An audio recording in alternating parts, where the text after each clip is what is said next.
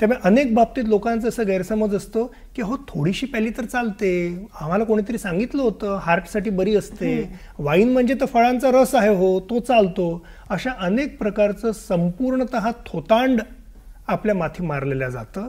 मानवी इतिहासातला largest medical study आता कन्क्लुझिव्हली हे डेमॉन्स्ट्रेट करतो की the safest limit to drinking alcohol is 0.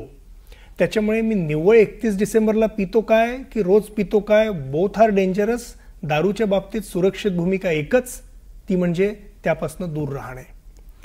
मी मगाशी जसं बोलताना म्हणालो तसं मला फार अभिमान वाटतो हे सांगण्यात की मी ज्या गडचिरोली जिल्ह्याचा रहिवासी आहे तिथे लोकांनी 1993 मध्येच हा निर्णय घेतला आणि आमच्या जिल्ह्याच्या लोकांनी एकत्र येऊन असं ठरवलं की आमच्या जिल्ह्यात आम्हाला दारू नको, आणि म्हणून एक प्रचंड मोठी चळवळ झाली. मी त्यावेळेला 3रीत होतो आणि त्या चळवळीत माझ्या आईवडिलांसोबत मी भाग घेऊ शकलो. खरं तर मला हे सांगायला अतिशय अभिमान वाटतो की त्यावेळेला एक आम्ही मोठा मोर्चा काढला होता आणि त्या मोर्चामध्ये माझे आजोबा जे स्वतः स्वातंत्र्य सैनिक होते ते आले होते, माझे आईबाबा होते आणि मी आणि माझा मोठा भाऊ पण सामील होतो.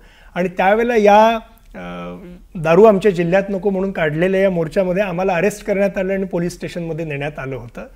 तर दारू नको म्हणून जेलमध्ये जायची संधी मला मिळाली हा माझ्या आयुष्यातल्या सगळ्यात जास्त अभिमानाच्या प्रसंगांपैकी एक आहे. पुढे आमच्या जिल्ह्याने तर दारूबंदी केलीच केली, पण जीवनभरासाठी दारूकडे बघण्याचा माझा दृष्टिकोन काय हा देखील त्यावेळेला बनला.